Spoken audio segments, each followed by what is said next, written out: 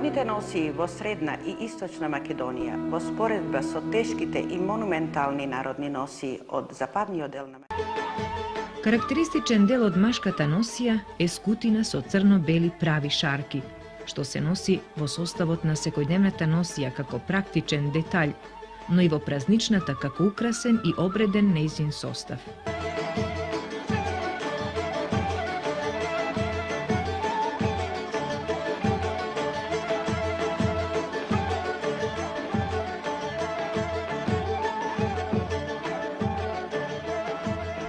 На носијата од бабуна се надоврзува народната носија од пределот Овчеполе со слична стилска композиција, но со одредени разлики во оформувањето и окрасувањето на поделните облеки.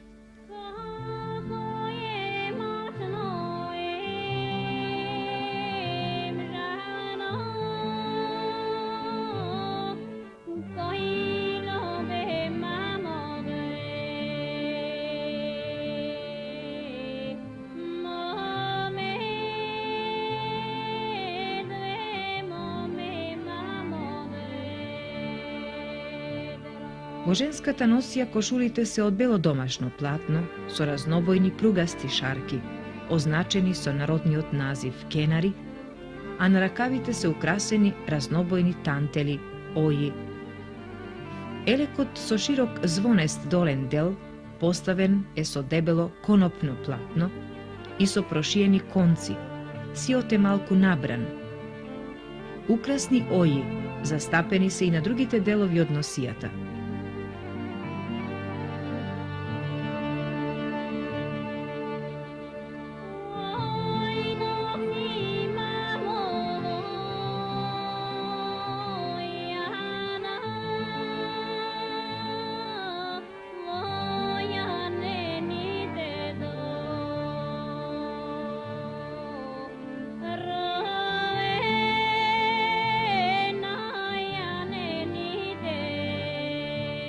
Околу половината се опашува тесно декоративно орнаментирано појасче, означено со народен назив дзуница и скутина наречена пешкир, со вткаени пругести и ситни геометриски шарки.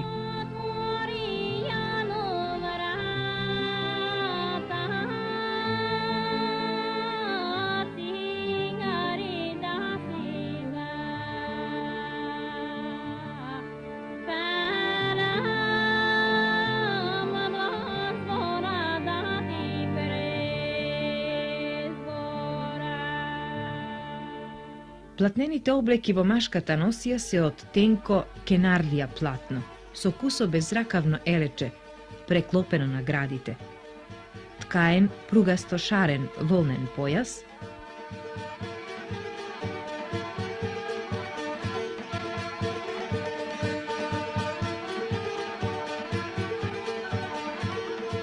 а машката скутина вута е со тесни црно-бели пруги и ситни геометриски шарки на долниот дел.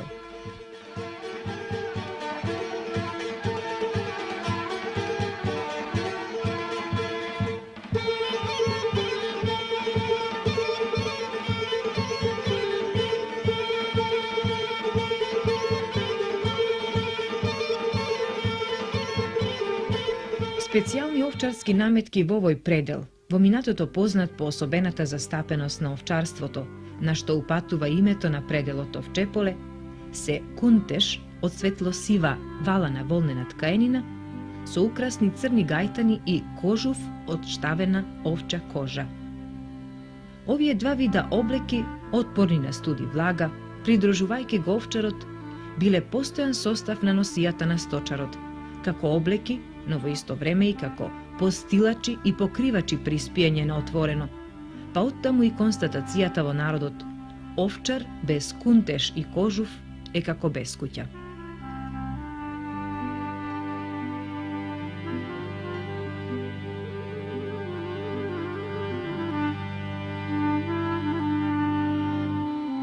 Подрачјето на североисточниот и источниот дел